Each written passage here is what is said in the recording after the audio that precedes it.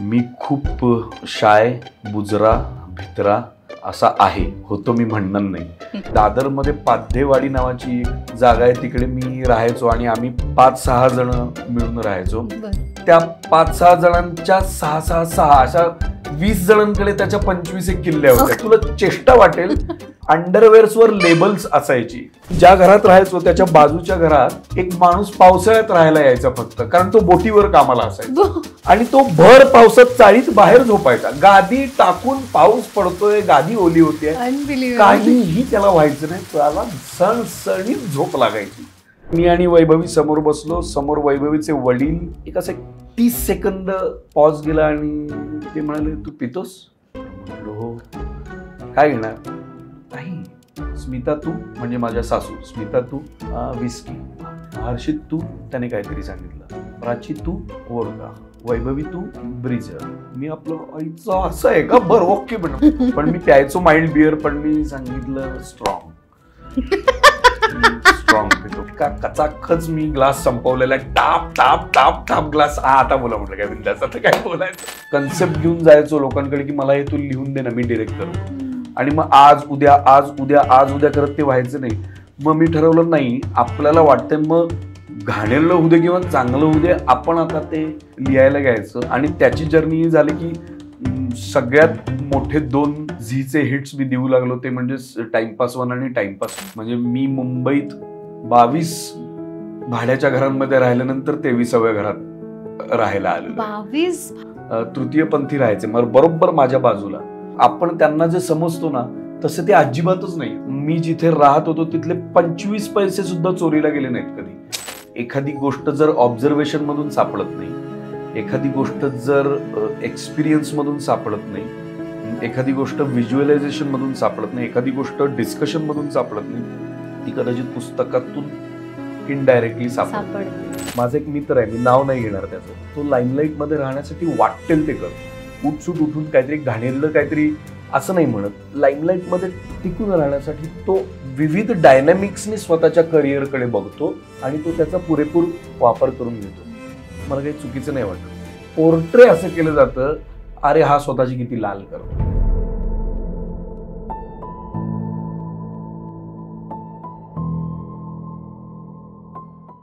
Hello दादा. हाय.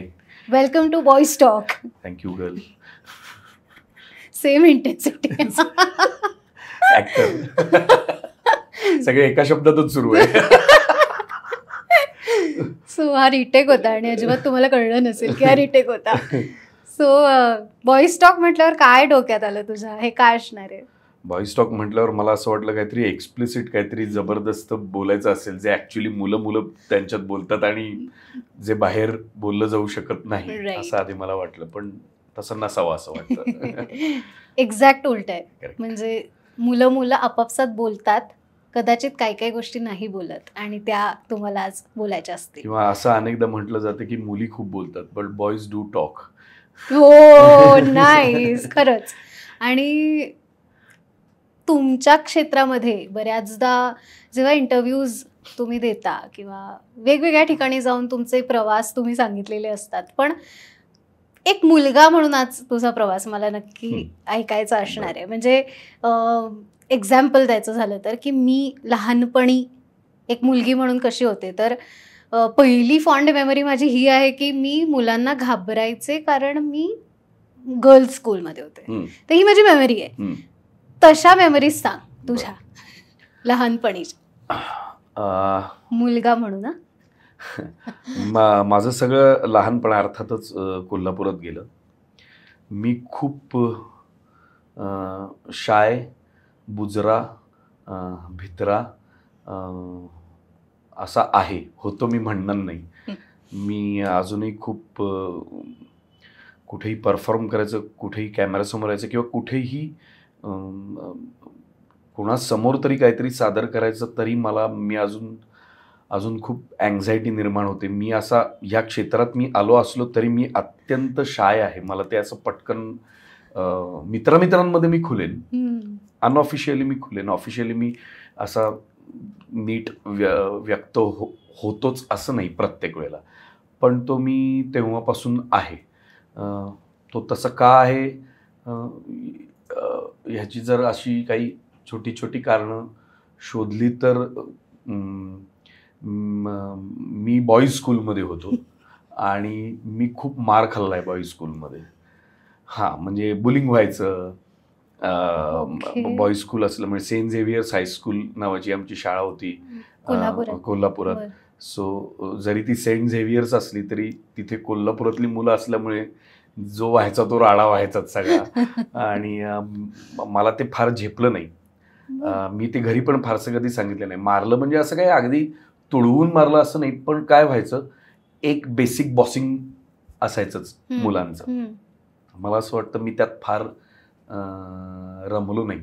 त्यामुळे शाळा या फेज बद्दल बोलताना मला भयंकर त्रास होतो. मला शाळा ही कधीच तशी आवडली नाही. 7वीत मी ती शाळा बदलली आणि 8वीत ओरिएंटल इंग्लिश अकॅडमी नावाची एक छोटी शाळा आहे कोल्हापुरात, त्या शाळेत मी ॲडमिशन घेतली. ती मुलांची आणि मुलींची शाळा होती. प्रॉबब्ली मुलींमध्ये आल्यामुळे मी अधिक खुललो असं मला वाटतंय. आणि तिथले त्या शाळेतले मित्रही माझे अधिक जवळचे मित्र झाले. म्हणजे आत्ताही ते माझे चांगले मित्र आहेत. व्हॉट्सअपवर पण मी सेंट झेवियर्सच्या कुठल्याच ग्रुपवर नाही, पण ओरिएंटल इंग्लिश अकॅडमीच्या ग्रुपवर मी आहे. सो किंवा अंधाराची भीती वाटायची किंवा आई बाबा बाहेर असायचे तर घरी एकटं थांबण्याची भीती वाटायची. मोठा भाऊ असायचा सोबत, पण भीती वाटायची समहाऊ. छोटे छोटे गोष्टी आहेत. आम्ही जिथे राहायचो तिकडे खूप खूप असं तशी त्यावेळेची ती लोनली स्पेस असायची. कुंडी उचलली की खालून साप निघणे, घराच्या बाथरूममध्ये साप सापडणे वगैरे, म्हणजे तशी ती ही एक भीती. आणि इन जनरलच थोडासा असा बुजरा स्वभाव होता. मला असं वाटतं नाटक किंवा अभिनय ह्या एका गोष्टीने त्या स्वभावावर मी मात करू शकलो नाही तर माझं काही खरं नव्हतं. म्हणजे फोबियाज आणि या सगळ्या गोष्टी असतात. आपण आता सगळ्याच गोष्टींना बुजरं हा शब्द असू शकतो. फोबिया म्हणशील तर तसं नाही. फोबिया फार वेगळा प्रकार आहे. मला जर कोणी डेडलाईन मध्ये लिहून द्यायला एखादी गोष्ट सांगितलं तर मी झोपतो. तो फोबिया आहे. उद्या संध्याकाळपर्यंत एपिसोड दे तर मी झोपून जाईन. मी देऊच शकणार नाही मला अशी जर डेडलाईन आली तर. त्यामुळे आजपर्यंत मी एकही डेली सोप लिहिलेली नाही. मी लिहूच शकत नाही. म्हणजे माझा थरकापच उडेल की ते जमणारच नाही मला. पण लहानपणीच्या असंख्य गोष्टी तुमच्यावर फार वेगवेगळ्या पद्धतीने परिणाम करतात. त्यामुळे मी बऱ्यापैकी माझे कोल्हापुरातले 1-2 मित्र आणि काही मैत्रिणी सोडले तर मी बऱ्यापैकी एकटा आताही माझे मित्र मैत्रिणी आहेत, पण तरी मी एकटा राहणंच तसं जास्त प्रेफर करतो. मी एकटाच लहानपणी काय काय काय काय छोट्या मोठ्या गोष्टी लिहायचो. सो त्यातूनच हे आलं असावं असं मला वाटतं. पण शाळेतली फेज फार बरी नसणं हे किती वाईट. म्हणजे आय एम नॉट वाईट, पण 8वी 9वी 10वी छान होती, पण पुन्हा 10वीत फेल झालो. त्यामुळे परत एक सेटबॅक बसलाच.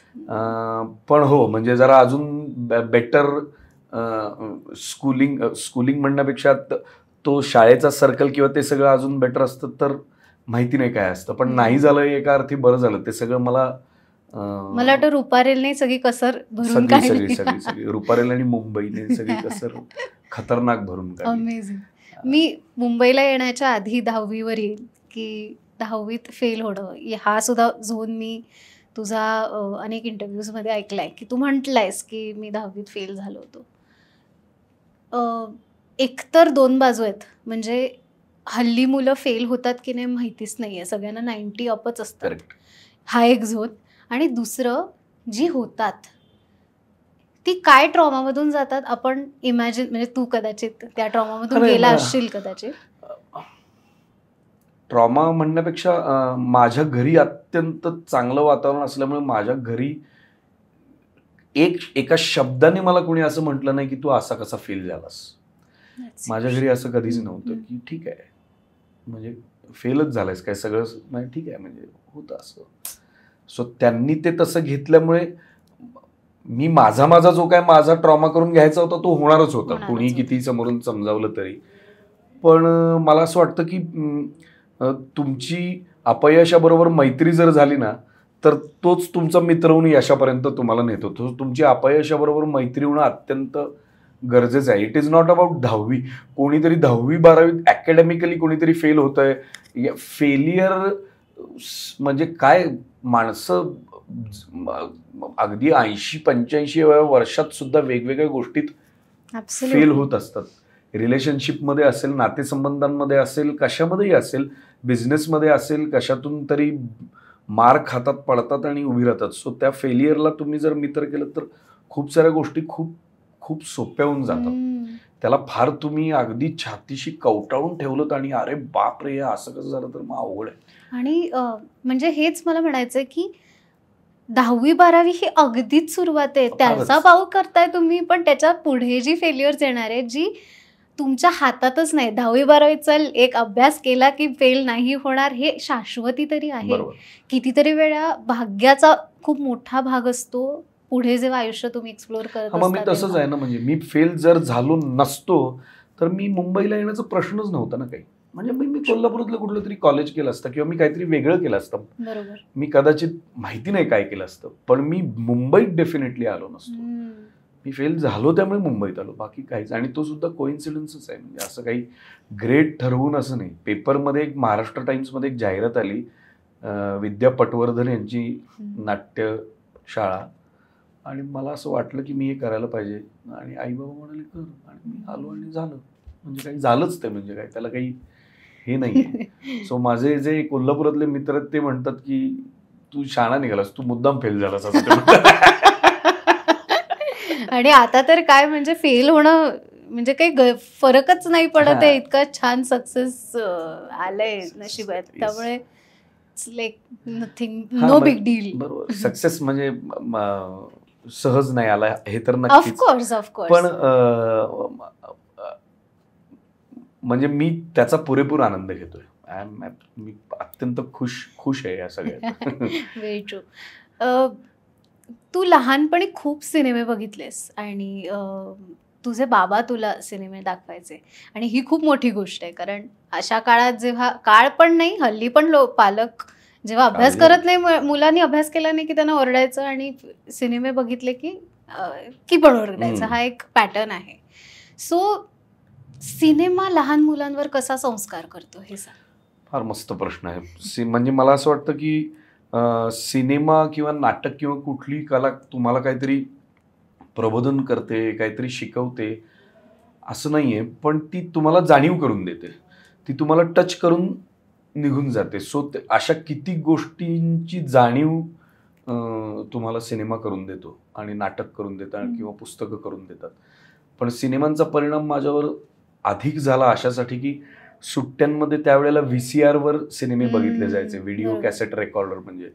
आणि मी तर म्हणजे टिपिकल, म्हणजे अग्निपथाला तर बच्चनचा अग्निपथ आण आणि सगळे बच्चनचे सिनेमे आण, आणि असं सगळं ते टिपिकल सगळं होतं.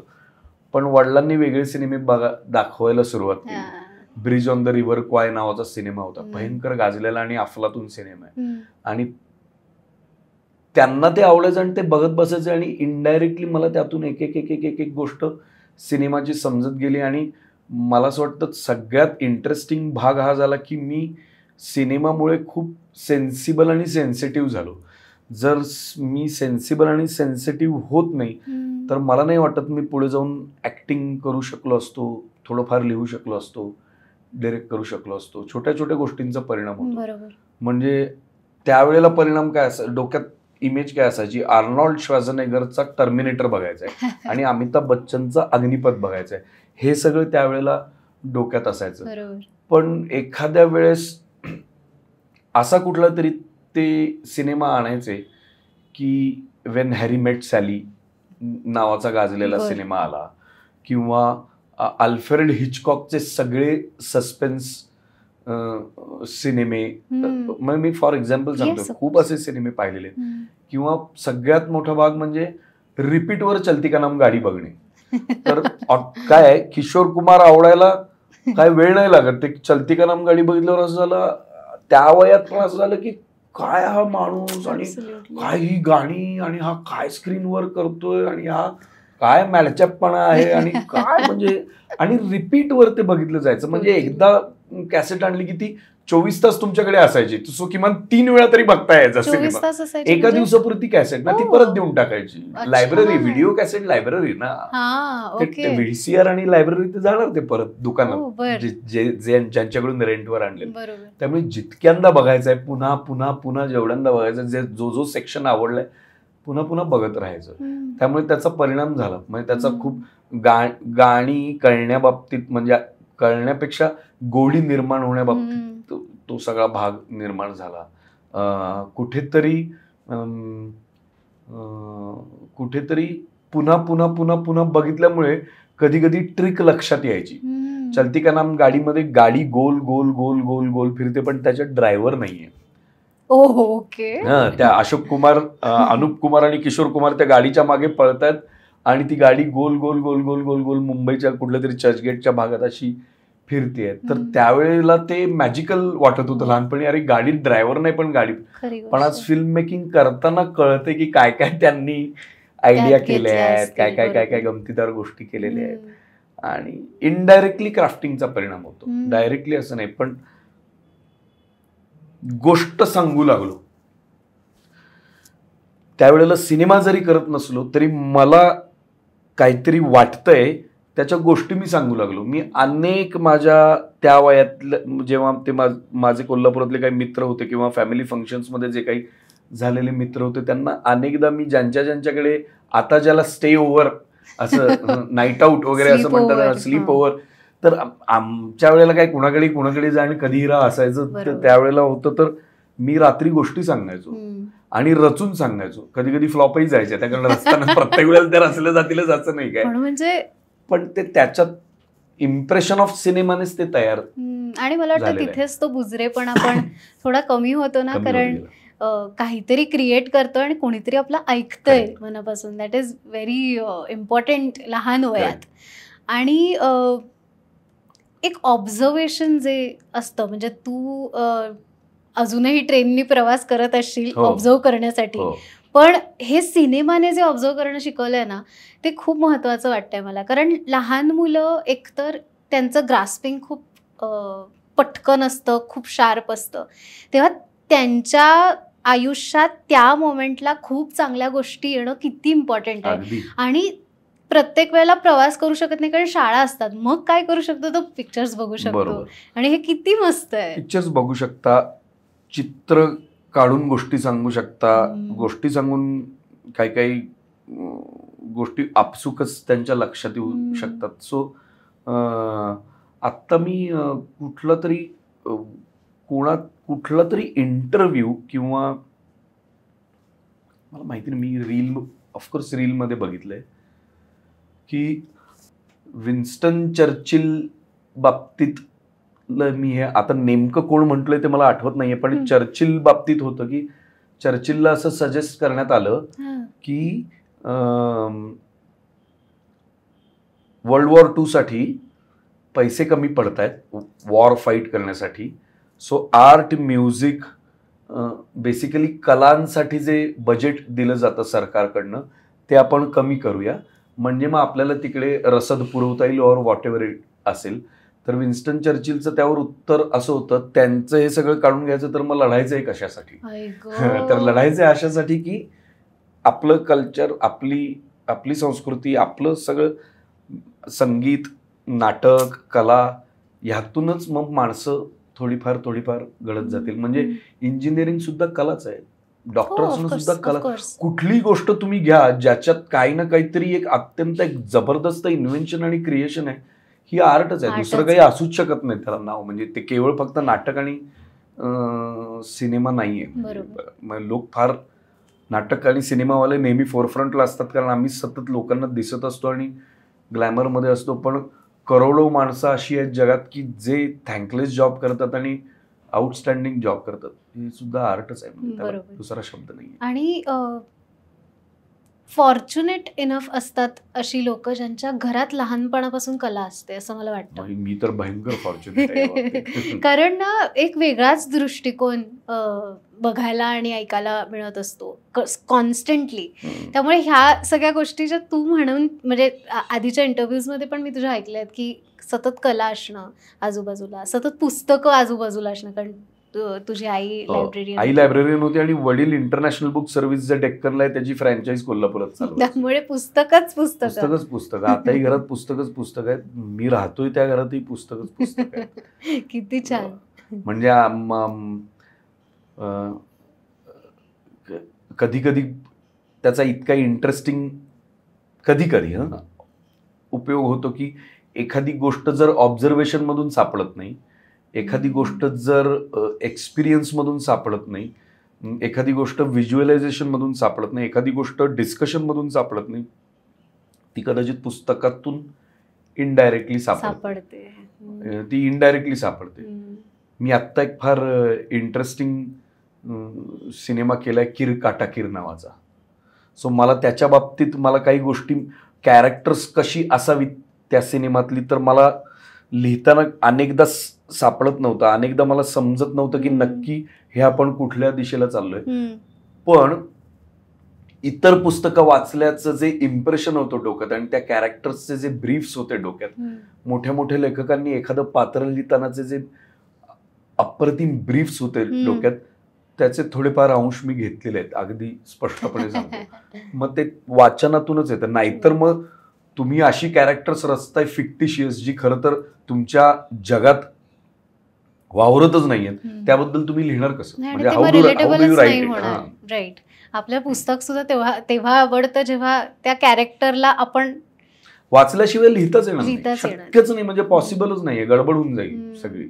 बरोबर. सो कोल्हापूर हा अनुभव मला समजला, त्याच्यानंतर तू मुंबईत आलास. आता मी ओरिजिनली मुंबईची आहे, त्यामुळे बाहेरून मुंबईत येणाऱ्यांचं स्ट्रगल आणि एन्थुझियाझम याबद्दल मला कमी माहिती आहे. म्हणजे मला असं वाटतं की हां ठीक आहे मुंबई आहे ना, इट्स ओके.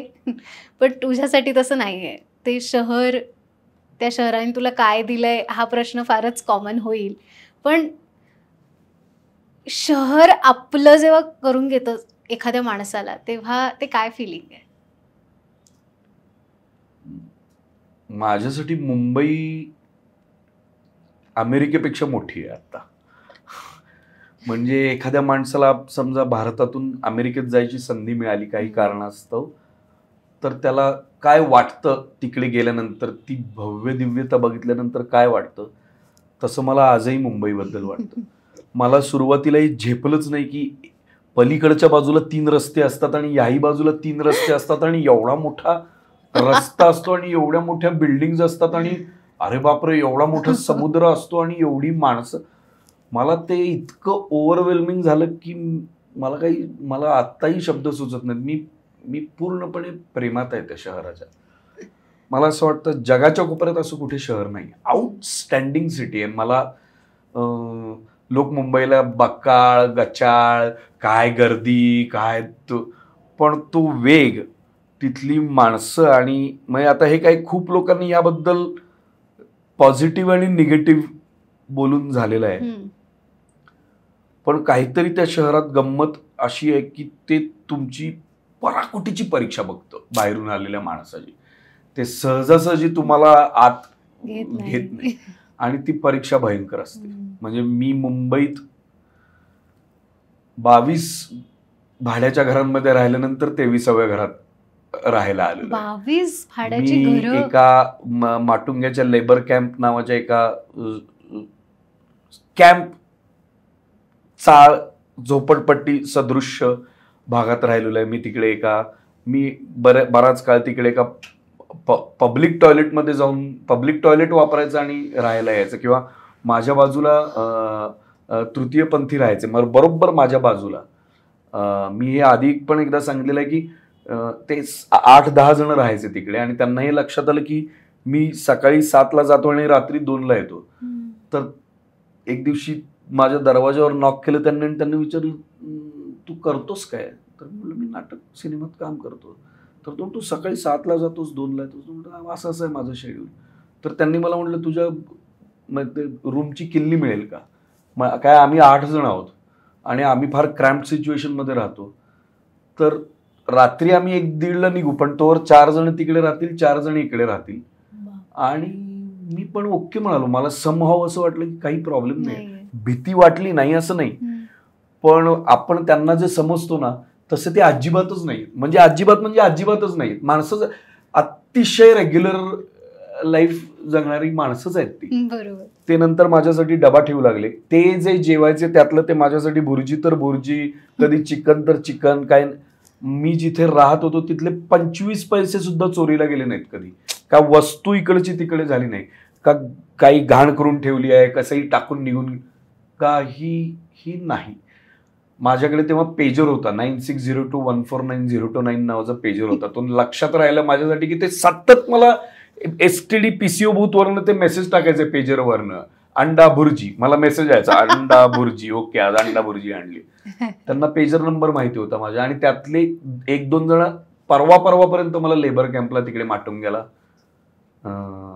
भेटतात. असे अजूनही मध्येच कधीतरी कुठेतरी असे ते भेटतात. सो असे लाईफ म्हणजे ही मुंबई आहे.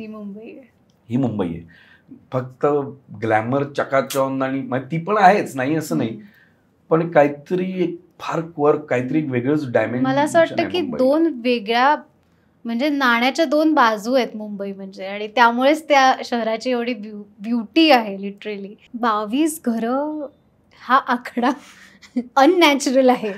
आय मीन लोक बदलतही असतील, मला कदाचित नसेल माहिती तेवढं, पण सतत घरं बदलणं हे एक वेगळंच, म्हणजे कुठे स्टेबिलिटी नाही.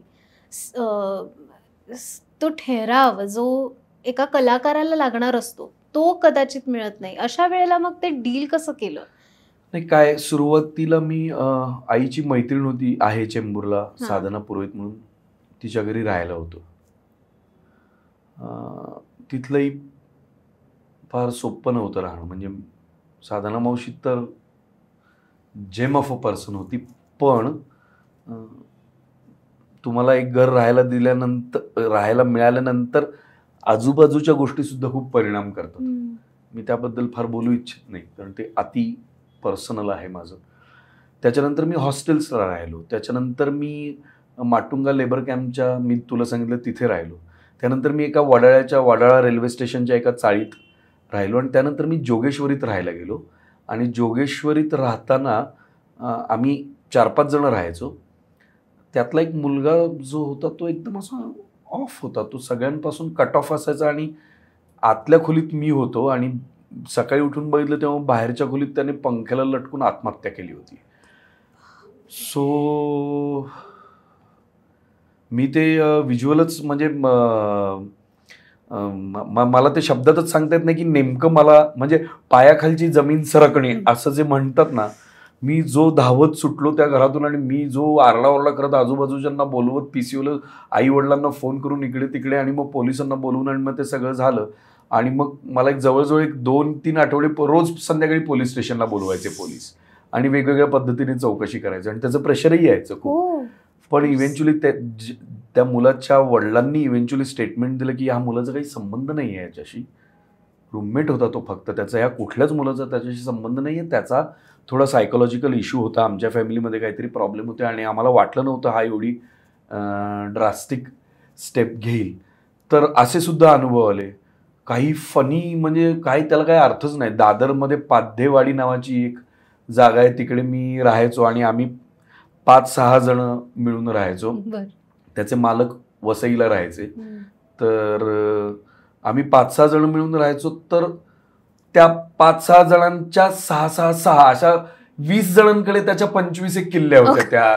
तर तिकडे नेमकं कोण राहायला येतंय, आज कोण राहायला आहे आपल्यासोबत आणि कोण राहायला नाही, याचा पत्ताच नाही लागायचा. म्हणजे मी तुला चेष्टा वाटेल, अंडरवेअर्सवर लेबल्स असायची, की कारण इतका गोंधळ त्या घरात की कुणाचं बनियन, कुणाच्या चड्ड्या, कुणाची पॅन्ट, कुणाचा शर्ट, काय कळायला लेबल लावायचे लोकचक्क. काहीतरी आता इथे आपल्याला सुधारलं पाहिजे. आम्ही ज्या घरात राहायचो त्याच्या बाजूच्या घरात एक माणूस पावसाळ्यात राहायला यायचा फक्त, कारण तो बोटीवर कामाला असायचा.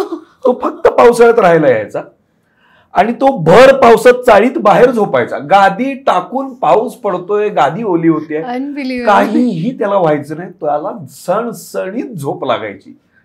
आम्हाला असं वाटायचं काय माणूस आहे का काय आहे, म्हणजे कशी याला इथे झोप लागते. प्लास्टिक असं प्रत्येक कोपऱ्यात एक एक एक प्लास्टिक लावायचं पावसाळ्यात, कारण कुठून तरी पाणी गळणार किंवा गोंधळ होणार, अशी सगळी धमाल असायची. ते दादरचं घर होतं.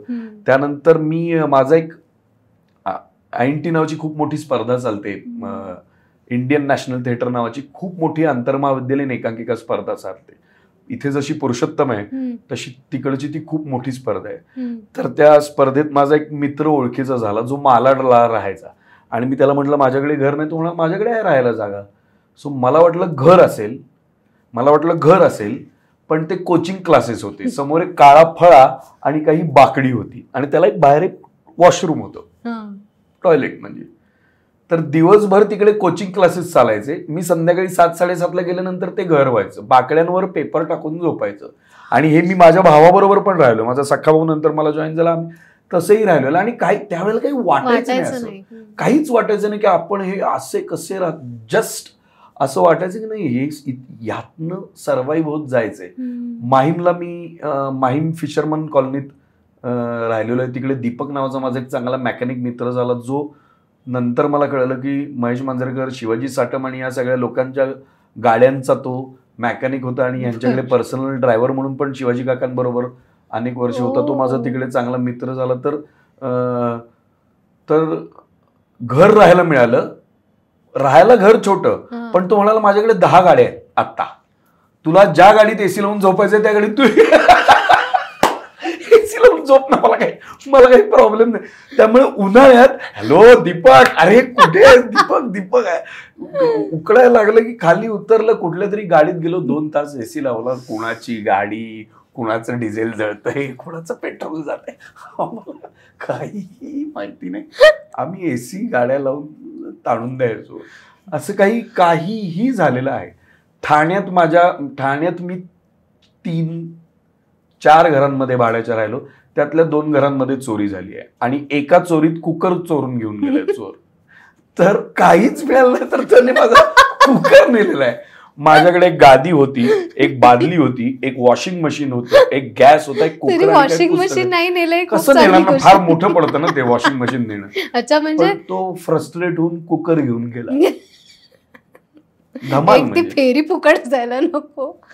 Oh my God. आणि दुसरं घर जे मी राहत होतो ते आमच्या नातेवाईकांथ्रू मला मिळालं होतं. ते पोलीस होते, ते पोलिसाचं घर होतं. मग तिथे कशी चोरी झाली दुसऱ्या घरात. त्यावेळेला कपाट बिपाट फोडलं, मग पोलीस कंप्लेंट झाली. मग ते पोलीसही इतके मला ते असे म्हणजे मला इतकं हसू यायचं. ते म्हणाले तुझं काही गेलं नाही तर तुला कशाला काय कंप्लेंट, काय गेलंय काय तुझं? म्हटलं माझं काय गेलेलं तरी काय दिसत. अरे मग कशाला तुला कंप्लेंट? अरे पण म्हटलं घर फोडलं ना, तर आपण काही गेलं नाही ना. काय ठीक आहे नाही. म्हणजे माझ्या चाळीत एक चोरी झाली होती लहानपणी. तेव्हा वॉलेट मधले पैसे काढून नेले, पण तिकडे गच्चीच्या इथे त्याने सगळं आयडी म्हणजे आयडी प्रूफ सगळे जे असतात ते ठेवून गेले. तर आमचं म्हणणं की अरे काय चांगला चोर आहे तो, सगळे माझे आयडी प्रूफ ठेवून गेलाय, कारण ते घेऊन गेला असतात ऍटलीस्ट पैसे तर ठीक आहे, पण हे तर केवढे झंझट असते. म्हणजे कुठेही मुंबई स्पिरिट कम्प्लीट. त्यामुळे धमाल. मी म्हणजे एक माझं गौतम दर्शन नावाचे, मी एका घरात ठाण्यात राहायचो. ते घर 1300 स्क्वेअर फीटचं घर आणि 800 स्क्वेअर फीटची गॅलरी, एवढं घर होतं ते. आणि ग्रे भिंती, त्यामुळे आणि असं वाटायचं हॉरर हाऊस, म्हणजे कम्प्लीट हॉरर हाऊस. पण मस्त आरामात राहायचो. आणि त्या 800 स्क्वेअर फीटच्या गॅलरीत मी माझ्या अनेक नाटकांच्या तालमी केलेल्या आहेत. कारण कशाला तालमीचा हॉल बुक करायचा आहे, एवढं मोठं आहे. आणि मुंबईत मोठी घरं म्हणजे हे ठाण्यात होतं, पण जुन्या पद्धतीचं. म्हणजे ज्यांनी पूर्वी बिल्डिंग बांधले, ज्यांनी मोठी मोठी घरं बांधली, अशा पद्धतीचं ते घर होतं. पण अशी फार मजेदार घरं झालेली आहेत. मग जाऊन मी ठाण्यात एक स्वतःचं घर घेतलं. मग पुढे जाऊन एक एक एक एक एक सगळी घरं झाली. एक फक्त गोष्ट मला विचारायची ह्या सगळ्यात, की आता मुंबईतला जो आता ट्रेन ऍक्सिडेंट झाला किंवा दरवर्षी मुंबई तुंबणं असेल, थोडासा सोशल किंवा सामाजिक विषय आहे, तुला उत्तर द्यायचं नसेल, तू कम्फर्टेबल नसेल तरीच ओके, पण हे जे मुंबई स्पिरिट आता असं एक यायला लागलंय की तुम्ही सतत सगळ्या गोष्टी मुंबई स्पिरिटच्या नावाखाली नका म्हणू, हे ॲक्च्युअल स्ट्रगल्स आहेत आणि हे ॲड्रेस केले पाहिजेत. मुंबई स्पिरिट म्हणून आपण ते नजरेआड किंवा नजरअंदाज नाही केला पाहिजे त्याच्या त्या गोष्टींकडे. तर तुझं यावर काय मत आहे? काय नको ते स्पिरिट बिरिट काय, कारण ते म्हणजे ते जो रोज जातो त्याचं भोगणं भयंकर आहे. मला जर असं रोज 9:20ला ऑफिसला हजर राहायचं आणि मला त्या रोजच्या गर्दीतून जायचंय, ट्रेनमधल्या ट्रॅफिकमध्ये तू काही म्हण, मोड ऑफ ट्रान्सपोर्टचं काहीतरी मेजर चुकलेलं आहे, मेजर काहीतरी फसतंय, काहीतरी मेजर फसतंय इन्फ्रास्ट्रक्चरचं, आणि त्याचं म्हणजे खूप आधी व्हायला हवं होतं. फार फार मला असं वाटतं की फार डिलेड आहोत आपण.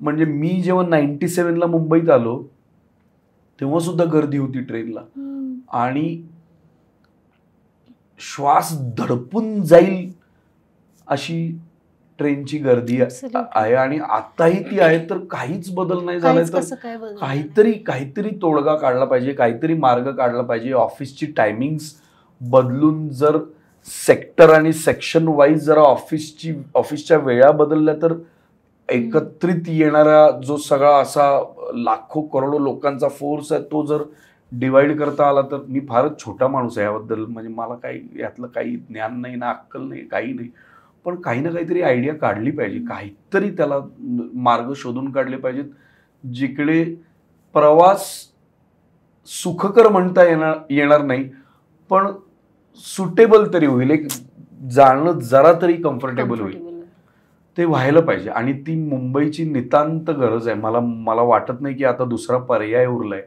म्हणजे फ्लायओव्हर असं केलं तरी आपण त्यातनं सुटू की नाही अशी परिस्थिती आहे. म्हणजे फारच भयंकर आहे. म्हणजे आणि ह्याचा परिणाम काय आहे, म्हणजे हे कुठून आलंय असं मला वाटतंय. आपण दिल्ली, मुंबई, बँगलोर आणि कलकत्ता या 4 शहरांवरच कॉन्सन्ट्रेटेड राहिलो ऑलवेज. म्हणजे कलकत्ता, दिल्ली, मुंबई आणि बँगलोर किंवा मद्रास, म्हणजे असं ह्या शहरांवरच इतका फोकस पॉइंट राहिला, इतका. कारण मुंबई आर्थिक राजधानी, दिल्ली देशाची राजधानी, कलकत्ता सगळे एवढं म्हणजे सगळंच कल्चरली आणि सगळं फायनान्शियली तिकडे पण आहे, साऊथचं मेन सगळं इकडे. आपण ज्या आपल्या मोठ्या सिटीज होण्याची ज्या शहरांमध्ये ताकद आहे, शक्यता आहे, त्या शहरांकडे अनेक वर्ष दूर, त्या इनडायरेक्टली मुंबईचं सगळं आणि ह्या शहरांना वर आणताना त्या शहरांकडे झालंच की दुर्लक्ष. म्हणजे जशी मुंबईची डेव्हलपमेंट झाली तशी नाही झाली इतर शहरांची डेव्हलपमेंट. ती इतर शहरांची पण जर आर्थिक दृष्ट्या, सामाजिक दृष्ट्या, इकॉनॉमिकली, इंडस्ट्रियली जर त्या शहरांवरही फोकस आला असताना तर एकट्या मुंबईवर हा लोड आला नसता. तुम्ही एक शहर सेंटर पॉइंट आणि अख्ख्या देशाची फायनान्शियल इकॉनॉमी तिकडनं चालते, जी देशाची 40-45% आहे असं म्हटलं जातं. तर काय लोड असेल इतर शहरांनी. पण आता असं मला वाटतं की होऊ लागली आहेत इतर शहरं सुद्धा, म्हणजे डेव्हलप व्हायला. परत डेव्हलपमेंट म्हणजे काय हा परत एक वेगळा मुद्दा आहे, वेगळा विषय आहे. पण सगळा लोड मुंबईवर न होता थोडासा तो स्कॅटर झाला तर थोडा श्वास घेता येईल मुंबईकरांना आणि मुंबईला. खूप म्हणजे मला असं वाटतं की इतका डोळस अभिनेता आहेस तू की तुला सगळ्या गोष्टी कळतायत, तुला त्याची जाणीव आहे. सो एक बॅचलर म्हणून एका नवीन शहरात येणं, तिथे स्ट्रगल करणं, हे सगळं ठीक आहे. पण जेव्हा लग्न होतं आणि किंवा एखादी मुलगी आयुष्यात येते तेव्हा इतकं अनस्टेबल आयुष्य ठेवून चालत नाही किंवा ते होतही नाही, म्हणजे ते शक्यच नसतं. सो एकतर मला हा किस्सा एक ऐकायचा आहे की तू जो काय ब्लेझर घालून विसावामध्ये जे काय झालं, प्लीज ब्लेझर घालून नाही. काय, वैभवी ठाण्यात राहायची आणि मी दादरला त्या पाध्यवाडीत राहायचो. तर वैभवीचं ऑफिस अंधेरीला असायचं. सो वैभवी दादरून ठाण्याहून निघायची, दादरला यायची, मला भेटायची आणि अंधेरीला जायची. आणि घरून ती डबा तिच्यासाठी घेऊन यायची, तो ती मला द्यायची आणि ती पुढे ऑफिसमध्ये जाऊन कॅन्टीनमध्ये जे काही खायचं ते खायची. स्वीट. तर ती पोहोचायची दादरला 6:20ला, कारण ऑफिस 7:20चं काहीतरी असायचं तिचं, बँकिंगमध्ये आहे ती. तर विसावा नावाचं जे दादरचं फेमस हॉटेल आहे त्याचा वेटर, विसावाची पद्धत अशी आहे की ते अर्धा शटर ओपन करायचे की आता उघडेल, आता हे ओपन होणार आहे हॉटेल. आणि 6:20 ही काय दादरसाठी फार उशिरा वेळ नाही, गर्दी सुरू झालेली असायची. पण ते शटर वर झालं रे झालं की आम्ही दोघे आत शिरायचो आणि एक कॉफी असं सांगायचो. तो इतका पिसाटायचा मालक की हे कोण आले आहेत माझ्याकडे, की पहिलाच कस्टमर एक कॉफी आणि ती पण म्हणजे परत ती शेअरिंग, म्हणजे असं त्याचं तोंड व्हायचं. म्हणजे मला असं वाटायचं कधीतरी मी वैभवला म्हणायचं कधीतरी आपल्याला सांगायला यायचं नाही परत या हॉटेलला. पण परत तेच आहे की असं कधी त्यांनी सांगितलं नाही. पण नंतर आम्हीच जरा मग जाऊ दे अगदीच, म्हणजे बरं ती आंघोळ करून स्वच्छ छान नीट, मी आपला दात घासून टी शर्ट चड्डी आपला आलोय चहा प्यायला, त्याला असं वाटायचं हा कोण आहे या मुली बरोबर, कोण छपरी या मुलीला आवडलाय असं वाटत असावं त्याला. कारण मी अगदी 2 मिनिटात चालत यायचो. बरं मी 6:20ला चहा प्यायला मी आंघोळ बिंघोळ करून कशाला येऊ, मी आपलं यायचो आपला दात घासून आपलं चहा प्यावा जावा आवरावं, पुढे काही काम नाही असं काही ग्रेट नसायचंच लगेच. त्यामुळे त्याला असं वाटत असावं हे फार भयंकर प्रकरण आहे, मुलीचं काहीतरी डेंजर असं त्याला बहुतेक फसवतोय या मुलीला असं वाटत असं. त्यामुळे फार किस्से भयंकर आहेत माझे. एकदा नाही पण मला ब्लेझरचा किस्सा कळलाच नाही. तू ब्लेझर घालून कुठेतरी भेटायला गेला होतास हे मला समीर खांडेकरनी सांगितलंय. ब्लेझर घालून तूच विसरलायस का? मला आठवत बहुतेक मला परत समीर दादाशीच कॉन्टॅक्ट करावं लागेल. मला आठवत नाही आता ब्लेझर, कारण म्हणजे ब्लेझरचा किस्सा मला असा खरंच मला आठवत नाही, म्हणजे खरंच आठवत नाही. पण मी माझे 2 इतके हायलाइट किस्से आहेत वैभवी बरोबर, त्यानंतर मी नीट सुधारलो. एक म्हणजे वैभवीने घरी सांगितलं आणि मला गडकरी भेटायला बोलवलं आणि उशीर झाला मला खूप. हे ठाण्याचं आपण बोलतोय गडकरी. तर माझा नुपूर दुधवडकर नावाचा मित्र आहे, त्याच्याकडे सुझुकी शोगन नावाची त्यावेळेला बाईक होती आणि मला उशीर झाला म्हणून मी नुपूरला म्हणलं, कुर्ल्याला आलो म्हणलं मला बाईक दे, मला जायचं तू. अरे म्हटलं बाईक दे. तर मी बाईक घेतली, हेल्मेट घातलं नाही मुंबईत विदाऊट हेल्मेट, आणि त्या सुझुकी शोगनचा इतका भिकारला आवाज होता, इतकी, कारण नुपूर हा बाईक्स मॉडिफाय करतो, तो इतका फाटका सायलेन्सर होता करणार ती बाईक. आणि नेमकी वैभवीची फॅमिली त्या हॉटेलमध्ये एंटर व्हायला आणि मी विदाऊट हेल्मेट पार्क करून बाईक. तर वैभवीची मोठी वेळ अशी प्राची अशी काय माणसं निवडली असं जरा झाला असावं तिचं. इतकं भयंकर बापरे. मला असं आत्ता असं वाटतं आपण काय हे काय होतो आपण भयानक. आणि तू म्हणतेस लग्न झाल्यानंतर आयुष्य बदललं. मला खूप वर्ष एकटं राहायची सवय होती. माझं लग्न झालं, आई कोल्हापूरहून आली, वैभवी घरी होती आणि नुकतं लग्न झालं होतं आणि मला कुठेतरी पटकन नाटकाच्या प्रयोगाला कशाला तरी मला कुठेतरी जायचं होतं आणि मी पटापट आवरलं, शूज घातले, बाहेर आलो, कडी लावली, कुलूप लावलं आणि निघून गेलो. ह्या दोघी आत, माझ्या ध्यानातच नाही या दोघी. मला आवरलं, कडी कुलूप लॉक, चला निघालो. आणि थोड्या वेळानंतर काय केलंयस तू म्हणलं, काय केलं आता, काय केलंय काय मी.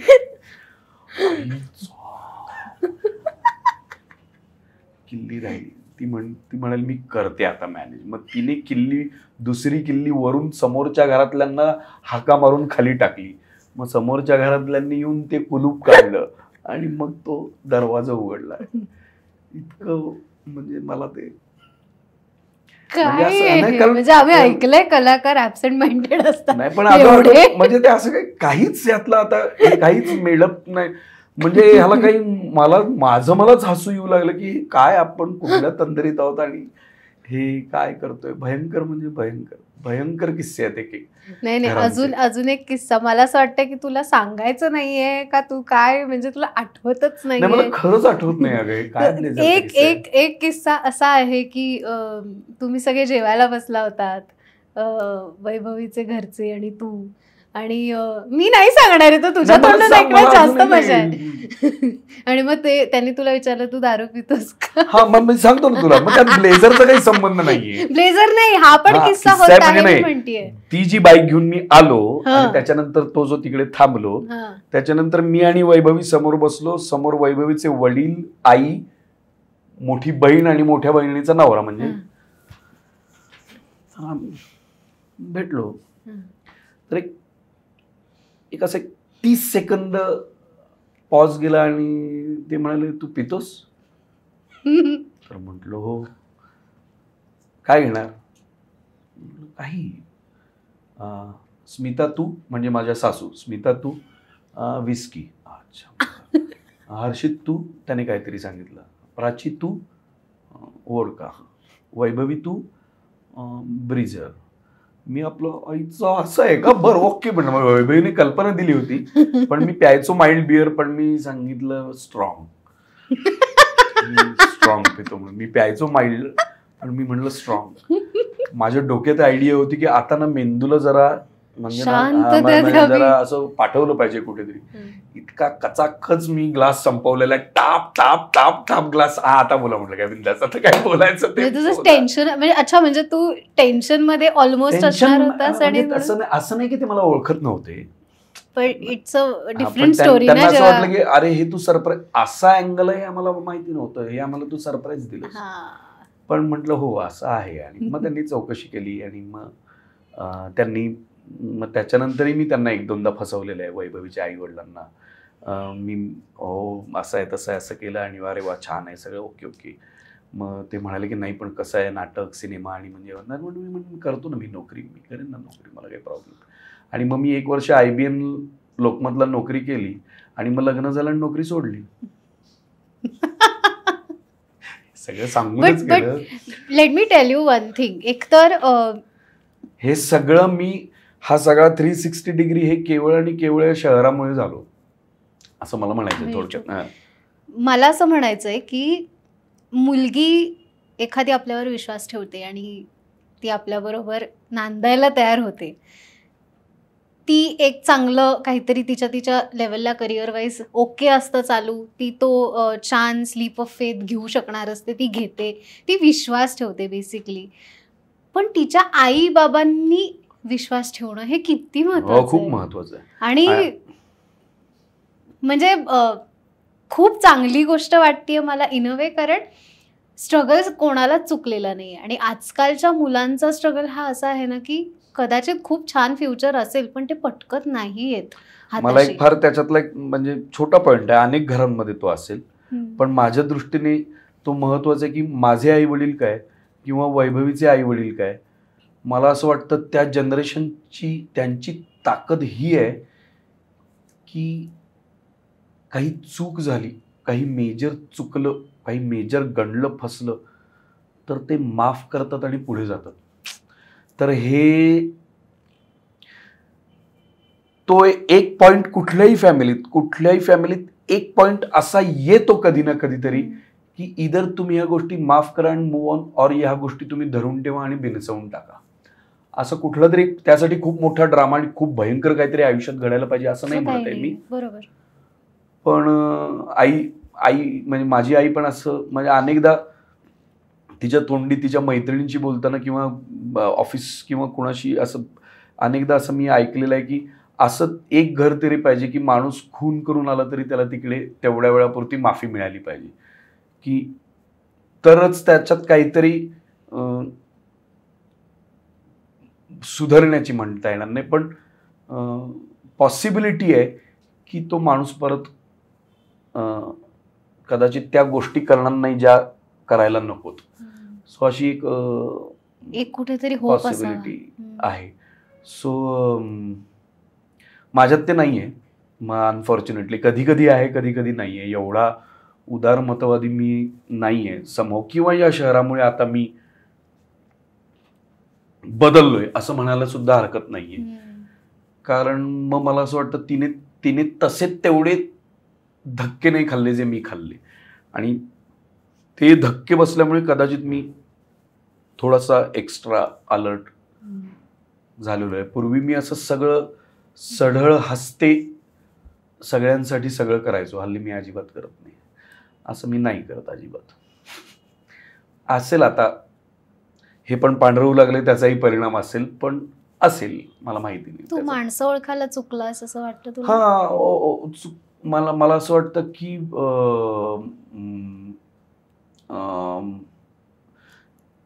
ज्या वयात सगळ्यात जास्त आपला विश्वास असतो की ही माणसं कधी माझ्यापासून तुटणार नाहीत, त्या वयात ती माणसं तुटल्यामुळे माझा फार मेंटल इम्बॅलन्स एका काळापुरता झालाय हे मी कबूल करतो. आणि ते वैभवीने प्रत्यक्ष बघितलेलं आहे.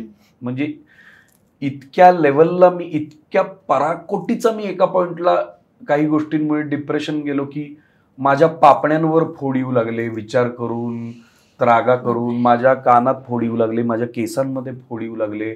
मला धड नीट जेवण, मग वैभवीच घेऊन गेली होती मला. खंडेपारकर नावाचे दादरचे डॉक्टर, तिच्या आईचे डॉक्टर दादरमध्ये, तिची आई दादरची, तीच मला घेऊन गेली की मग. आणि त्यामुळे माझा फार, म्हणजे अजूनही माझे असे काही मित्र आहेत की जे माझ्यापासून कधीच तुटलेले नाही आहेत, आणि माझे काही मित्र असे आहेत की जे माझ्यापासून, जे मला तोडतील असं कधी मला वाटलं नव्हतं, आणि ते तुटले. आणि मी ऑलमोस्ट, मला असं वाटतं की मी एक 6-7 वर्षांनी मागे गेलो मी. म्हणजे लॅगिंग, ज्याला आपण म्हणतोय की लॅगिंग आलं, मी त्या स्पीडला कोप अप करू शकलो नाही. किंवा मी ज्या गोष्टी आत्ता 2025 मध्ये करतोय त्याच गोष्टी कदाचित मी 2017-18 मध्ये अचीव्ह केल्या असत्यात. सो तो एक खूप मोठा मी त्याचा सेटबॅक बसलो मी. आणि मला असं वाटतं मी हा मूर्खपणा केला की मी त्यासाठी कुणाकडे कन्सल्टेशनसाठी गेलेलो नाही. मी कुणाकडे तरी आपण जाऊन बोलू शकतो, कुणीतरी आपलं जाऊन ऐकू शकतं, किंवा कुणाकडे तरी हे जाऊन बोललं तर कदाचित ह्यातनं सोल्युशन निघू शकतं, असा एवढा अवेअरनेस नव्हता. आज आपण पॉडकास्ट बिडकास्ट असं सगळं म्हणतो, पण त्याकाळी मोबाईलच म्हणजे फार मजेदार गोष्ट होती, वेगळीच गोष्ट होती. पण सायकोलॉजिस्टकडे जावं असं काही त्यावेळेला असं पटकन डोक्यात येणाऱ्या गोष्टी नव्हत्या. खरं तर माझ्या घरी हे सगळं होतं. हे मी घरी शेअर करू शकलो असतो आईशी, वडिलांशी, आणि त्यांनी ते बऱ्यापैकी सेट केलं असतं. पण कधी कधी अशी एक फेज येते की तुम्ही इतके स्वतःला त्यात ते धरून ठेवता की आता, आणि मनात भीती ही पण होती ना की मी असा झालोय तर आई बाबा परत कोल्हापूरला बोलवून घेतील की काय, आणि मग मला हे सगळं सोडावं लागेल की काय, अशी सुद्धा मनात भीती होती. म्हणजे 2007 हे एक असं वर्ष होतं जिकडे मी ठरवलं होतं की मी या क्षेत्रात काम करणार नाही, आणि मी लिटरली बंद केलं होतं या क्षेत्रात काम करणं. 2007 मी 1 वर्ष IBM लोकमतला नोकरी केली. मी तिकडे फार वेगळ्याच कामासाठी अपॉइंट झालो. निखिल वागळेंनी माझ्यात वेगळंच काहीतरी पाहिलं, मी काहीतरी वेगळंच करू लागलो, आणि इव्हेंच्युअली त्यांनीच मला रिअलाइज करून दिलं की हे तुझ्यासाठी नाहीये, यू गो बॅक देअर, जे तुला करायचंय. सो असं पण खूप काही झालं. सो असा म्हणजे मला ज्या मित्रांची मैत्री मी आता जेव्हा बघतो की जेव्हा 20s मध्ये तरी ते लोक एकत्र आहेत आणि एकत्र येऊन एखादं प्रोजेक्ट करतायत, एखादा बिझनेस उभा करतायत, आणि त्यात ते सक्सेसफुल होत आहेत, आणि त्या पैशा पलीकडे जाऊन ते मैत्रीला एकमेकांशी धरतात ना, मला जरा हुश आणि छान वाटतं. असं वाटतं अरे हे टिकू दे, हे छान टिकू दे, असं मला वाटतं. त्यात पण पॉझिटिव्ह ॲटिट्यूड नाही ठेवायलाच पाहिजे. त्याला आपल्या बरोबर असं झालं म्हणजे असं नाही, तसं हेवा पण नाही, उलट छान वाटणं हे खूप छान व्हायला पाहिजे. कारण मला असं वाटत होतं की त्यातनं ते होईल. अनफॉर्च्युनेटली ते झालं नाही.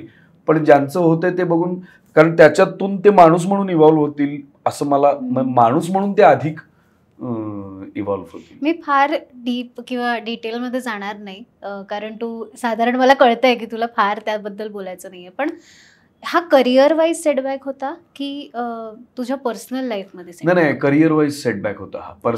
तो मैत्री असल्यामुळे पर्सनल तर झालाच, पण करिअर वाईज तर फारच मोठा सेटबॅक बसला मला. आणि मीही मला असं वाटतं खूप काळ त्यामुळे स्वतःला अंडर एस्टिमेट केलं की आपल्याला हे जमणारच नाही, कदाचित हे आपल्यासाठी नाहीच आहे, कदाचित आपण वेगळं काहीतरी करूया, असं मी खूप काळ त्या विशियस सर्कलमध्ये अडकून राहिलो.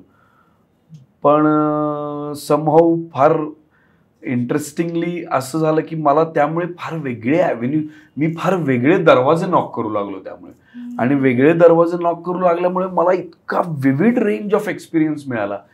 म्हणजे मी दुबई रिटर्न नावाच्या सिनेमाला असिस्टंट म्हणून जॉईन झालो. आदित्य भट्टाचार्य त्याचा दिग्दर्शक, म्हणजे बासू भट्टाचार्यांचा मुलगा.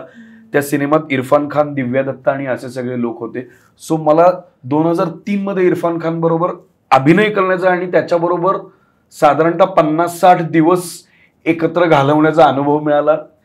ते झालं नाही तर मला हे मिळालं. म्हणजे असं पण खूप काय इंटरेस्टिंग गोष्टी मिळत झाल्या. मी कंपल्सिव्ह रायटिंग करू लागलो. मी आधी कन्सेप्ट घेऊन जायचो लोकांकडे की मला हे तू लिहून दे ना, मी डिरेक्ट करतो. आणि मग आज उद्या करत ते व्हायचं नाही.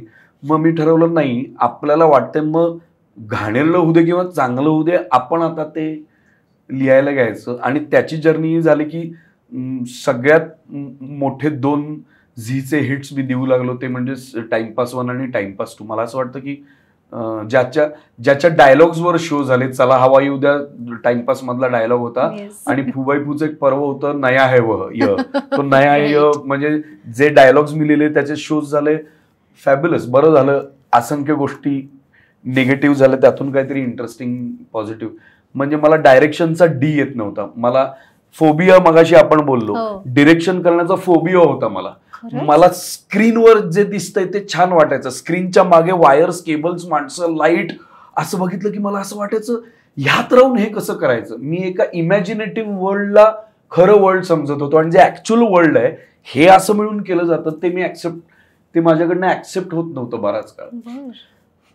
पण ते हळूहळू सुटत गेलं. आणि मी म्हणजे मला वाटतच नव्हतं की मला फिल्म्स करायला म्हणतील. मी 1 केली, 2री केली, मी 3री फिल्म केली, माझी आता 4थी फार मोठ्या बजेटची आणि इंटरेस्टिंग फिल्म येते. So I am happy. म्हणजे त्यात जर त्यावेळेला ते नीट झालं असतं तर प्रॉबब्ली मी पडलोच नसतो या भानगडीत डिरेक्शनच्या. मी काहीतरी वेगळं करत असतो. मी नसतो डायरेक्शन, म्हणजे मी ऍक्टिंग करत असतो शुअर शॉट, पण मी डायरेक्शन करत नसतो. पण ते झालं त्या निमित्ताने फिल्म डिरेक्शन हे मी म्हणतो. राईट. सो दादा, आता मी तुझ्या आयुष्यातल्या खूप महत्वाच्या एका टप्प्यावर येणार आहे, ते म्हणजे सतीश तारे.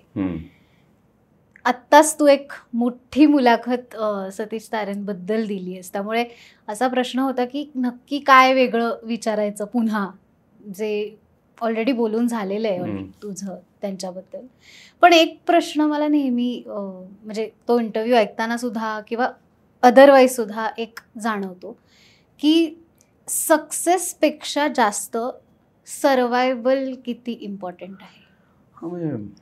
सर्वायवलच इम्पॉर्टंट आहे.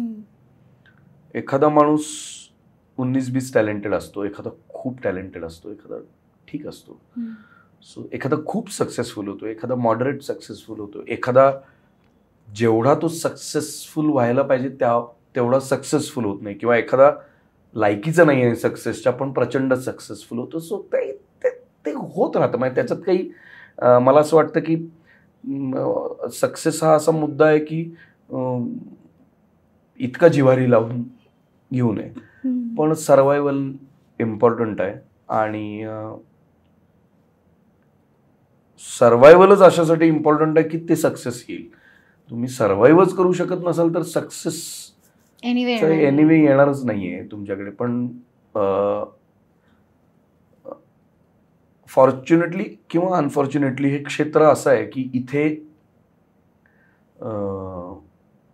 एव्हरी डे तुम्हाला प्रूव्ह करायचे आणि एव्हरी डे तुम्हाला पडायचं आणि पुन्हा उभं राहायचे. आणि एस्पेशली ॲक्टिंग. आणि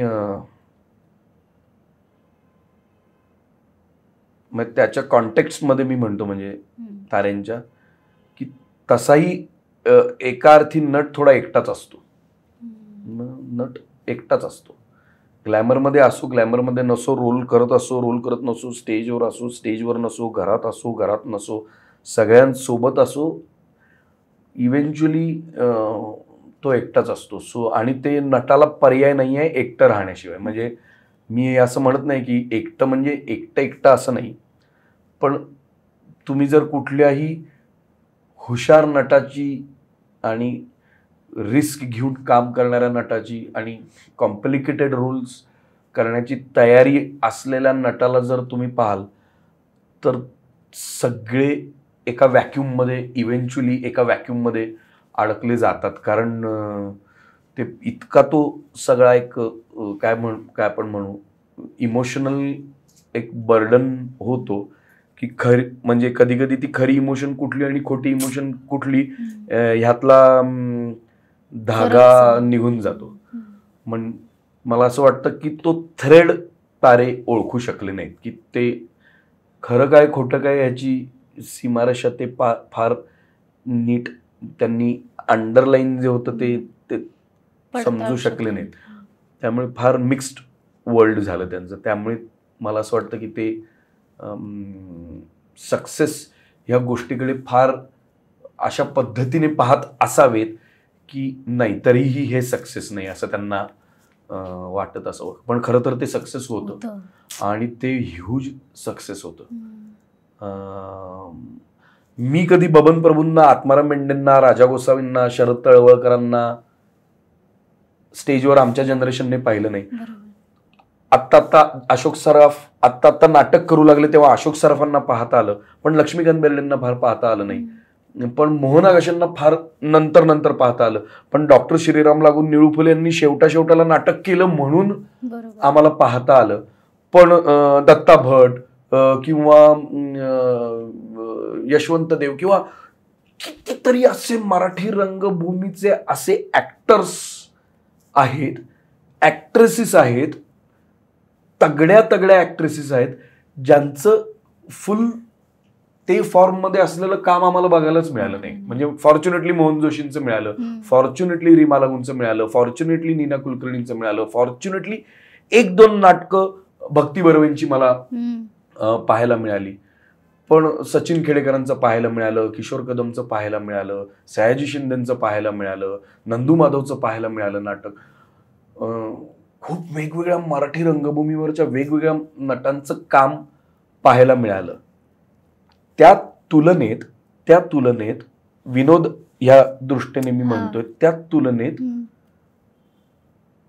आधीच्या नटांची कामं आम्हाला पाहता नाही आली. त्यामुळे आम्हाला असं वाटायचं की म्हणजे ज्यांनी तारेंबरोबर काम केलं त्यामुळे आम्हाला असं वाटायचं की ह्याच्या पलीकडे काही नाही. तारे इज आउटस्टँडिंग, तारे इज मॅजिक. पण आणि ते खरंच होतं, आमच्या दृष्टीने ते खरंच होतं. पण त्यांच्या बोलण्यात असं अनेकदा आलं की अरे नाही, अरे माझ्यापेक्षा पण बाप लोक इकडे काम, पण त्यांना आम्ही पाहिलं नव्हतं, त्यांनी पाहिलं असेल, आम्ही पाहिलं नव्हतं. सो ज्या पद्धतीने ते रंगभूमीवर विशेषतः रंगमंचावर जे काम करायचं ना ते मॅजिकल होतं. त्याच्यात काहीतरी मॅजिक होतं जे लोकांना भयंकर खिळवून ठेवायचं. आणि मला असं वाटतं ते ह्या जनरेशनला बघायला मिळायला हवं होतं. जसं आम्हाला ते मिळालं नाही तसं आमच्या नंतरच्या जनरेशनला तारे रंगमंचावर पाहायला मिळालं नाही. ते मॅजिक पाहायला मिळायला हवं होतं. फार फरक पडला असता त्याने. म्हणजे मी कोल्हापुरात असताना 8वी-9वीत असताना ऑल द बेस्ट पाहिलं होतं. वडिलांनी दाखवलं होतं, नाटकाला घेऊन गेले होते. मी जेव्हा ऑल द बेस्ट पाहिलं म्हणजे प्रत्यक्ष रंगमंचावरचं जेव्हा पहिल्यांदा मी नाटक असं जेव्हा पाहिलं त्याचा जो माझ्यावर परिणाम झाला ना त्याने खूप फरक पडला सगळ्याच बाबतीत.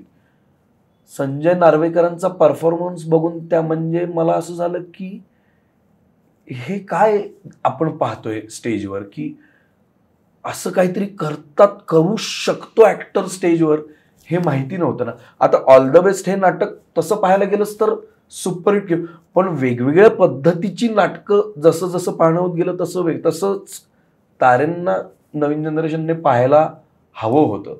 हे नुकसान आहे. मला असं वाटतं हे नुकसान आहे.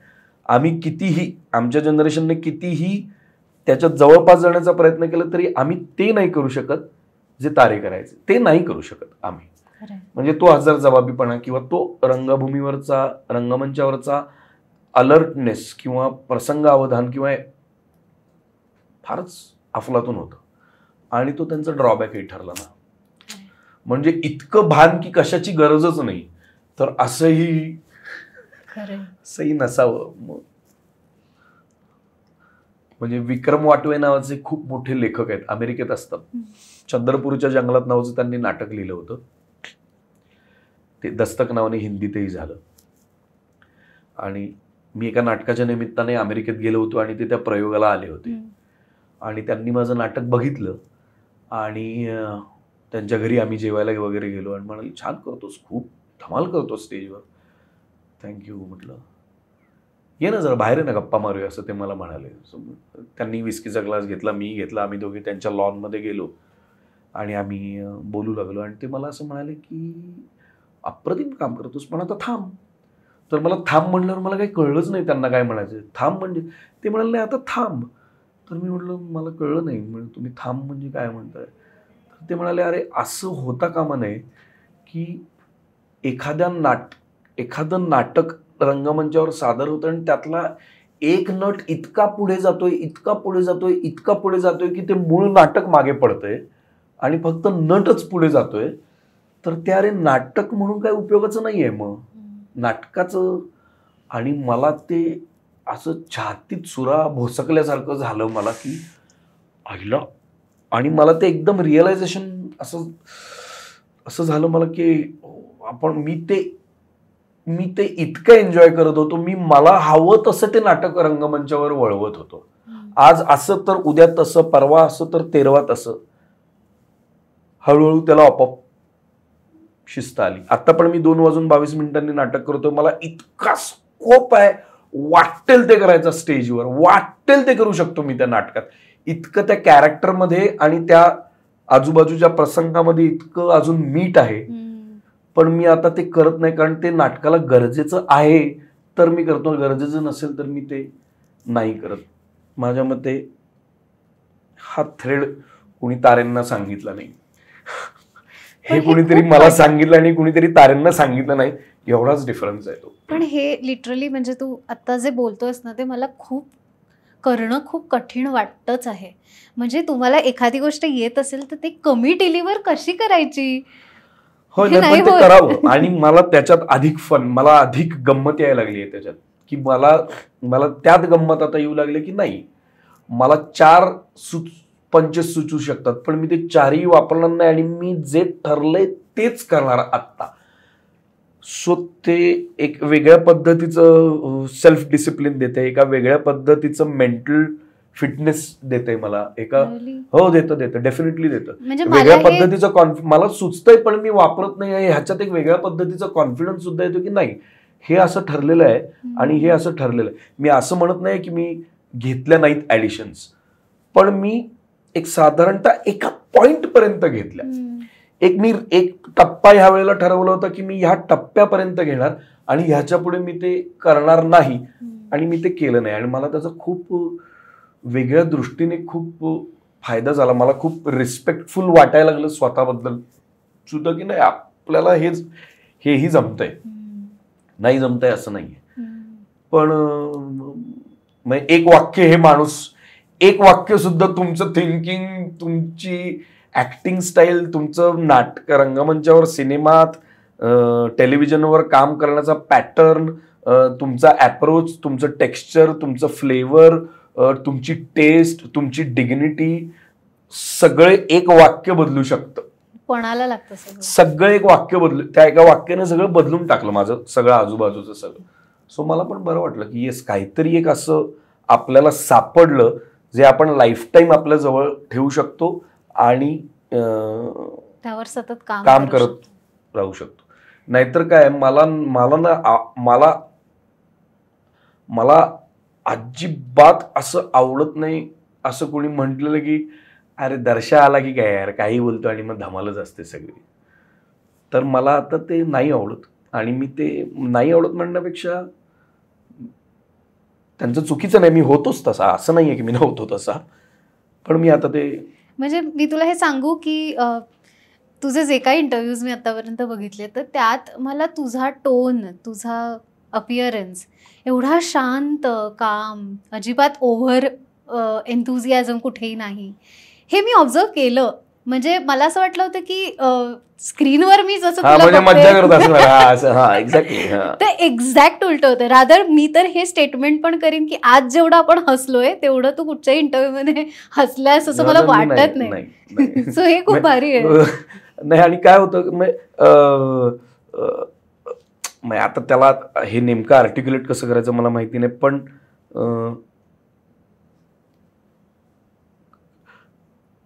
तुमचं करिअर आणि तुम्ही कशी सुरुवात केलीत, आणि आय डोंट थिंक की आता लोकांनाही ते ऐकण्यात का इंटरेस्ट असेल का आणि का असावा. म्हणजे मी तर ह्या मतावर आलेलो आहे की आमची जनरेशन लक्षातच राहणार नाहीये कुणाच्या. आम्ही लक्षात न राहणारे लोक आहोत. कितीही वर्ल्ड क्लास काम केलं आणि कितीही ग्रेट काम केलं कुणी, मी किंवा आमच्याच एखाद दुसरा लक्षात राहील, बाकी लक्षात राहतील असं मला वाटत नाही. इतकं ट्रिमेंडस घडतंय. म्हणजे मी मोबाईल नसलेल्या युगातलाही आहे आणि मी रील असलेल्या युगातलाही आहे. तर इतकं ट्रिमेंडस काय काय घडतंय की आय डोंट थिंक की या सगळ्या रगाड्यात कुणाच्या लक्षात राहील की, आणि ते लक्षात राहावं राहू नये याच्याशी काय, मग ते काय राहिलं तर ठीक, नाही राहिलं तरी ठीक. पण फार कमी माणसं अशी असतील की जी लक्षात राहतील की अरे हा काहीतरी युनिक काम करून गेला, आणि बोलून गेला हे सोड, पण युनिक काहीतरी काम करून गेला. आणि मला वाटत नाही मी आत्तापर्यंत केलेल्या कामामध्ये एकही युनिक काम केलेलं आहे. मला असं वाटतं येत्या 1-2 वर्षात माझ्या हातून ते युनिक काम घडेल असं मला वाटतं. आत्तापर्यंत ते घडलेलं नाही हे माझं मलाही माहिती आहे. मला माहिती आहे मी किती फालतू कामं केलीत, मला माहिती आहे मी किती पैशांसाठी कुठली कामं केलीत, मला माहिती आहे मी किती ढकलून देणारी कामं केली आहेत, मला माहिती आहे मी कुठली कामं मनापासून केलेली आहेत, मला माहिती आहे माझी कुठली कामं ॲप्रिशिएट नाही व्हायला पाहिजेत पण ती ॲप्रिशिएट झाली आहेत. आणि मला हेही माहिती आहे की अरे हे काम ॲप्रिशिएट करा ना, हे काम तर ते काही कुणाला आहे काय, ओके जनरल आहे, असंही झालेलं आहे. पण मला असं वाटतं तरीही मी एक क्लासिक काम नाही करू शकलेलो आहे अजून, पण माझ्या हातून ते एक क्लासिक काम या 1-2 वर्षात घडेल असं आत्ता मला वाटतंय. कारण मी त्याच्यावर काहीतरी मला एक कॉन्फिडन्स आला की हा हे आपलं काम द बेस्ट आत्तापर्यंतचं असू शकतं, अशा स्टेजला मी काहीतरी करतोय. आता ते होईल नाही होईल पण होईल असं वाटतंय. सही आहे. आणि हे सेल्फ रिअलायझेशन मला वाटतं खूप महत्त्वाचं असतं. कारण तुम्हाला माहितीच नसलं की तुम्ही काय करताय, मग तर खूप काहीतरी भारी जरी करत असलं आणि माहिती नसलं तरी पण प्रॉब्लेम आहे, आणि काही करत नाही आहात तरी पण माहिती नाही की काय, ते सगळंच लॉस्ट आहे. म्हणजे पण हे जिथे माहिती आहे ना की हे मी करतोय आणि हेच असं आहे, निगेटिव्ह पॉझिटिव्ह सगळे पॉईंट्स माहिती असणं स्वतः बाबतीत, दिस इज ह्यूज. मला माहिती नाही, मला माहिती आहेत की नाही स्वतः बाबतीतचे निगेटिव्ह पॉझिटिव्ह पॉईंट. पण थोडा एक मला असं वाटतं की एक गेल्या 5-6 वर्षात मी बऱ्यापैकी फोकस्ड, डिसिप्लिन्ड आणि सेन काम करू शकतोय असं माझं मला, आणि तसे रोल पण येतात आणि तशा अपॉर्च्युनिटीज पण येतात.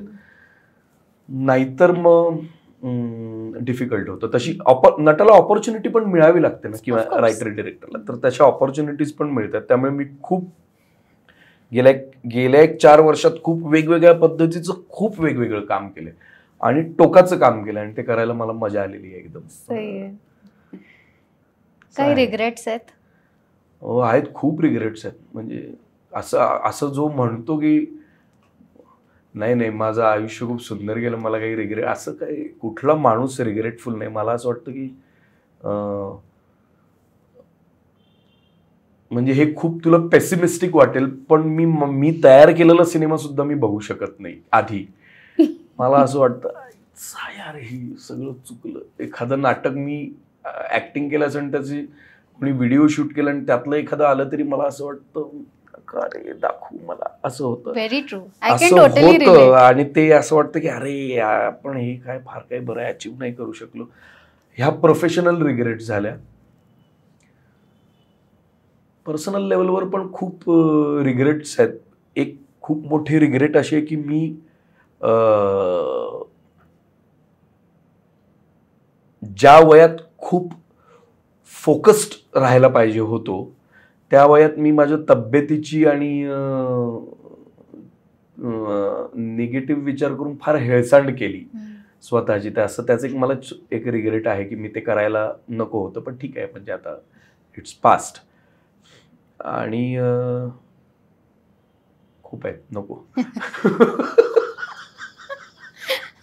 सो केविलवाणी रिॲक्शन. कुठे आता रिग्रेट आहे, मग नको आता ते, कारण ते खूप आहे. मग असं वाटू लागतं ना की अरे बापरे किती सॅड माणूस आहे. नाही असं अजिबात नाहीये मी, म्हणजे माझं असं नाहीये मी. पण फार स्वतःबद्दल माझं कसं वाईट झालं आणि माझं कसं चुकलं. आणि मला आता पास्ट म्हणजे मला आता पास्ट मध्ये रमण्यात काही इंटरेस्ट नाही ना. मला फ्युचर मध्ये रमण्यात इंटरेस्ट आहे. मला पास्ट मधली दुसऱ्याची गोष्ट जरी दुसऱ्याने सांगितली तरी मला इरिटेशन येतं. मला जर कोणी असं म्हणाला काय धर्मेंद्र सिनेमात काम करायचं आणि काय दिलीप कुमार आणि काय एकेकाळच्या रायटर्स झालंय ते, मला आता ते सांगू नकोस, तू आत्ताच सांग मला, नाहीतर मग तू मला सांगू नकोस. असं थोडस मूर्खपणा. बरं, मी एक रिअलिस्टिक प्रश्न विचारते आता की लाईमलाईट सगळ्यांनाच हवा असतो. म्हणजे कोणी चुकून जरी फेमस झालं तरी एक त्याच्यामध्ये मजा आहे, सगळ्यांनाच वाटते. जेव्हा सततच तुम्ही लाईमलाईटमध्ये असता तेव्हा त्याची भीती वाटायला लागते का? तुम्ही काही गडबड केली नाहीये तर भीती वाटण्याचं काही कारण नाहीये. तुम्ही काय गडबड लाईमलाईट एकतर ते ग्रेसफुली स्वीकारता आलं पाहिजे, ते नीट टिकवता आलं पाहिजे. भीती इन द सेन्स काय, लाईमलाईट मध्ये आल्यानंतर मेजरली भीती अर्थाचा अनर्थ होईल की काय ही एक भीती असते, किंवा ट्रोल होऊ की काय ही एक भीती असते. काय ह्याच्या पलीकडे अजून लाईमलाईटची अशी, किंवा आत्ता हे आपल्याकडे आहे आणि हे आपल्याकडे राहीलच पुढे, ह्याची शाश्वती नाहीये, त्यामुळे हे आपल्या हातातून निघून जाईल की काय अशी सुद्धा एक भीती असते. पण त्या ट्रॅपमध्ये अडकू नये या मताचा मी आहे. आत्ता जर लाईमलाईटमध्ये आहात तर एन्जॉय करा, आणि उद्या जर तुम्ही लाईमलाईटमध्ये नाही आहे आणि कोणीतरी दुसरा लाईमलाईटमध्ये आहे तर खूप तुम्हाला छान ग्रेसफुली ते ऍक्सेप्ट करता आलं पाहिजे. आणि जे जसं आहे जेवढं आहे त्याच्यात आर्ट म्हणून काय एक्सेल करता आलं पाहिजे. म्हणजे लाईमलाईट आहे बा, आता त्याच्यात डिफरन्स आहे. कुणाला तरी लाईमलाईट कडे पळायचं आणि कुणाला तरी आर्टमध्ये एक्सलन्स कडे समजा जायचंय. तर कुणाला कुठे जायचंय हा ज्याचा त्याचा प्रश्न आहे. पण फार मस्त गोष्ट आहे लाईमलाईट, आणि मी ती भयंकर एन्जॉय करतो. आणि असं कोण म्हणेल ना नको मला लाईमलाईट नको, मला जरा सगळ्यांना लाईमलाईट मध्ये राहायला आवडेल, आणि फार कमी लोकांना ते मिळतं. मग रेशिओ म्हणशील तर फारच कमी लोकांना लाईमलाईट मध्ये राहायला मिळतं. सो आणि मला वाटतं फार कमी लोकांना ते टिकवताही येतं. का ते पुन्हा तुमच्या हातात नाहीये? हातात नाहीये म्हणण्यापेक्षा you should be smart enough to deal with it, तर तुम्हाला ते टिकवता येईल. आणि या क्षेत्रात राहायला थोडंफार ते करावं लागतं. म्हणजे त्यात काही माझा एक मित्र आहे, मी नाव नाही घेणार त्याचं, तो लाईमलाईट मध्ये राहण्यासाठी वाटेल ते करतो. मी त्याचं नाव घेणार नाही. वाटेल ते इन द सेन्स उठसूट उठून काहीतरी घाणेरडं काहीतरी असं नाही म्हणत.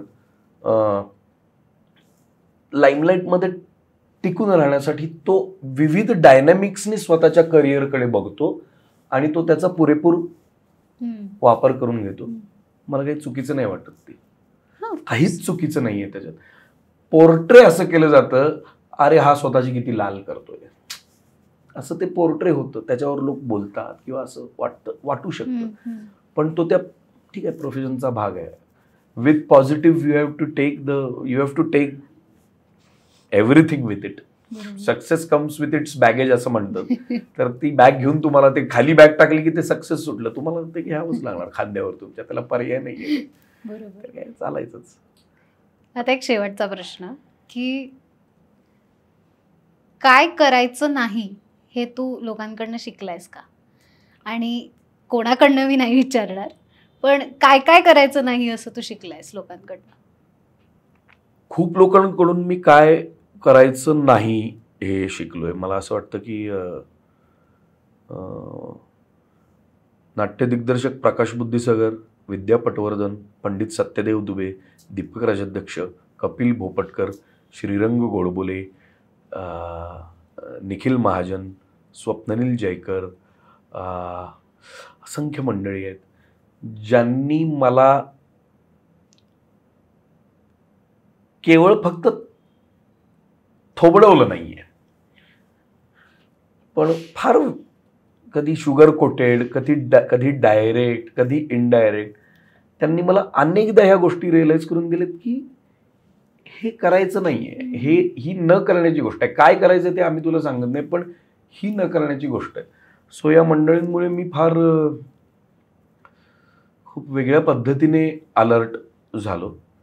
काय करायचं नाही हे आपल्याला पण थोडंफार कळत असतं, पण माणसं लागतात तुम्हाला हे सांगायला की काय करावं आणि काय करू नये, पर्सनली आणि प्रोफेशनली सुद्धा. मला असं वाटतं की काय करू नये हे एकदा कळलं की काय करायचंय ते हळूहळू अचीव होत जातं. माझा एक जस्ट म्हणजे अगदी थोडक्यात सांगतो, माझा एक अत्यंत टॅलेंटेड मित्र आहे ॲक्टर, आणि त्याचं आयुष्यात काहीही झालेलं नाही आहे. आणि मी त्याला नेहमी सांगत असतो की wrong choice of plays, wrong choice of films, wrong choice of shows, wrong choice of company, wrong choice of people around you, हे खूप मॅटर करतं. हे भयंकर मॅटर करतं. तुम्हाला कुणीतरी एक असा माणूस लागतो की जो सांगेल की अरे मूर्ख आहेस तू, हे असलं काही करू नकोस तू, असं कुणीतरी लागतं तुम्हाला सांगायला.